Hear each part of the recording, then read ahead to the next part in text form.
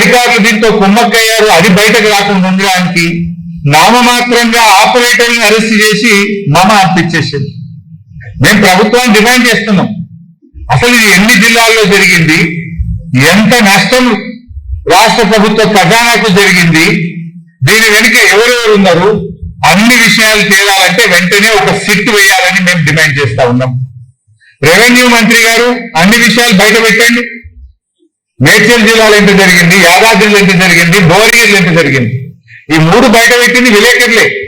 మరి ఇంకా మిగతా జిల్లాలో ఎక్కడెక్కడ జరిగింది, రాష్ట్రం మొత్తం ఎన్ని జిల్లాల్లో ఎంత అవినీతి జరిగింది, ఎంత కుంభకోణం జరిగింది, దీని వెనుక ఎవరున్నారో అన్ని బయట పెట్టాలని మేము ఇలా ఆ పేలని బాంబుల మంత్రిని నేను డిమాండ్ చేస్తా ఉన్నా. బయట పెట్టాలని ఇవ్వాలి. ఎందుకు నోరు మూసుకుందాం? ఆయనకంతా అహంకారం, ఆయన ఒళ్ళంతా శరీరం అంతా అహంకారంతో నిండి ఉంటుంది.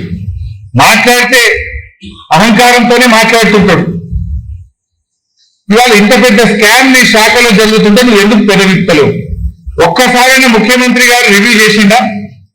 రాష్ట్ర ప్రభుత్వ ఖజానాకే చిల్లు కొడతా ఉంటే, ప్రజల డబ్బును కొంతమంది కొల్లగొడతా ఉంటే, దీని మీద ముఖ్యమంత్రి ఈ రోజు వరకు ఎందుకు రివ్యూ చేయలేదని అడుగుతా ఉన్నా. చీటికి మాటికి రివ్యూ చేసి బీఆర్ఎస్ నాయకుల మీద కేసులు పెట్టే రేవంత్ రెడ్డి ఇలా రాష్ట్ర ప్రభుత్వ ఖజానాకు కోట్లాది రూపాయల డబ్బు మీ యొక్క లోపభూయిష్టమైనటువంటి భూభారతి వల్ల నష్టం జరిగితే రివ్యూ చేసే బాధ్యత ముఖ్యమంత్రికి లేదా? ఎందుకు రెవెన్యూ మంత్రిని చూస్తే భయపడుతున్నావా? పొంగిలేటి అంటే నీకు భయమా? కారణమే పొంగిలేటి బయట పెట్టడా, ముఖ్యమంత్రి రివ్యూ చేయడా? ఇది ప్రజల సొమ్ము కదా. రైతు బంధు ఇయ్యే చేత కాదు నీకు. రైతు బంధు ఇయ్యకుండా రైతుల ఉసురు పోసుకుంటా ఉన్నాను. వాళ్ళ ముఖ్యమంత్రి గారు ఏమైనా అడిగితే డబ్బులు లేవంటాడు. నీకు మాత్రం 100 కోట్ల రూపాయలతో నువ్వు క్యాంప్ ఆఫీస్ కట్టుకోవచ్చు, 100 కోట్లు పెట్టి ఫుట్బాల్ ఆడొచ్చు. నీకు ఫుట్బాల్ ఆడడానికి పైసలు ఉంటాయి, కోట్ల రూపాయలతో క్యాంప్ ఆఫీస్ పెట్టుకోవడానికి పైసలు ఉంటాయి, అందాల పోటీలు నిర్వహించడానికి పైసలు ఉంటాయి, లేదు ఫ్యూచర్ సిటీలో 1,00,000 కోట్లు ఖర్చు పెట్టడానికి పైసలు ఉంటాయి, మూసీలో పేదల ఇల్లు కూడా కొట్టి గాంధీ విగ్రహం పేరిట 1,000 కోట్ల రూపాయలు ఖర్చు పెట్టడానికి పైసలు ఉంటాయి. రైతులు అనగానే పైసలు లేవని చెప్పి ఇవాళ మాట్లాడుతూ ఉన్నాడు. రేవంత్ రెడ్డికి బూతుల మీద ప్రేమ ఉన్నది కానీ రైతుల మీద ప్రేమ లేదు. బూతులు మాట్లాడడానికి నీకు నోరు వస్తుంది, రైతుల గురించి మాట్లాడడానికి నోరు రాదు. ఇలా సాదా బైనామా. ఆ రోజు కేసీఆర్ గారు ముఖ్యమంత్రి ఉన్నప్పుడు 6,18,000 మంది రైతులకు ₹1 ఖర్చు లేకుండా సాదా బైనామా చేసి ఇచ్చిండు కేసీఆర్ గారు. 2వ దశ అప్లికేషన్లు తీసుకున్నది బీఆర్ఎస్. ఇంకా ఎవరైనా మిగిలిపోతే వాళ్ళకు కూడా చేస్తామంటే 8,92,000 మంది రైతులు దరఖాస్తు పెట్టారు. ఈ రోజుకు కాంగ్రెస్ ప్రభుత్వం ఒక్కరికి కూడా సాదా బైనామా చేయలేదు. కేసీఆర్ గారు సాదా బైనామా ఎట్లా మరి చేసిండ్రు? మోక మీద పోయిండు, భూమి వెళ్ళని నిజమేనా? పక్కనుండే రైతులను అడిగిండ్రు, ఈయన సాగు చేసుకుంటుందా అని అడిగిండ్రు. అది నిజం ఉంటే ఆర్డర్ పాస్ చేసిండ్రు, వాళ్ళకు పాస్ బుక్లు ఇచ్చేసినాం, టైటిల్ డీడ్ ఇచ్చేసినాం. కానీ ఇలా కాంగ్రెస్ వచ్చినాక ఆ రోజు ఎలక్షన్ల ముందు ఏం చెప్పిండు? మేము గెలవంగానే ఎల్ఆర్ఎస్ ఫ్రీ, సాదా బైనామా ఫ్రీ, మేము గెలవంగానే ఎస్సీ ఎస్టీల భూములకు పట్టాలు ఇస్తాం. ఇప్పుడు ఏం చేస్తుండ్రు?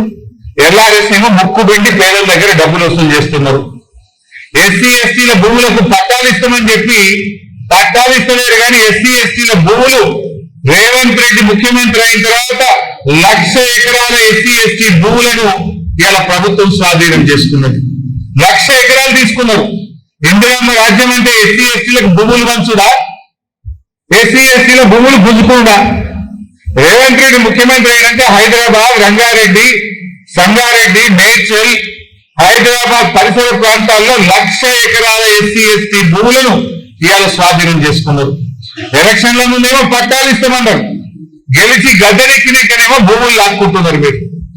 అట్లనే సాదా బైనామా తప్పకుండా చేస్తామన్నారు.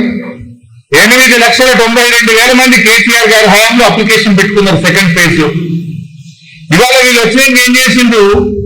అమ్మినోళ్ళు అఫిడవిట్ అన్నట. అమ్మినోళ్ళు అఫిడవిట్ నీ దగ్గరికి ఎందుకు వస్తారు? సాదా బైనామా గవర్నమెంట్ ఏం చేస్తుంది? అమ్మినోడు ఇస్తలేడు కనుకనే, అది అమలైతలేదు కనుకనే, పాస్బుక్ టైటిల్ డీడ్ లేకపోతే ఎరువులు వస్తలేవు, రైతు బంధు వస్తలేదు కనుకనే, అది అమలైతే మాకు ఇంత ఎరువులు దొరుకుతాయి, పాస్బుక్ టైటిల్ డీడ్ వస్తే మాకు ఇంత రైతు బంధు పడుతుందని కదా. ఆనాడు బీఆర్ఎస్ హయాంలో కోర్టు కేసు వల్ల సెకండ్ ఫేజ్ నేను చేయలేదు. నువ్వు వచ్చినాక కోర్టు కేసు పోయింది. కానీ నువ్వేం చేస్తావు? నోటితో నవ్వి నొసటితో ఎక్కిరించినట్టు సాదా బైనామా అమలు చేయమంటే గతంలో బీఆర్ఎస్ హయాంలో లేనటువంటి కొత్త నిబంధన, బాండ్ పేపర్ మీద అమ్మిన ఆయన అఫిడవిట్ ఇవ్వాలి. నేను అడుగుతున్నా, 8,92,000 మంది రైతులు దరఖాస్తు పెడితే ఒక్కరన్నా అఫిడవిట్ ఇచ్చిందా? ఒక్క రైతుకైనా నువ్వు పాస్బుక్ ఇచ్చినావా?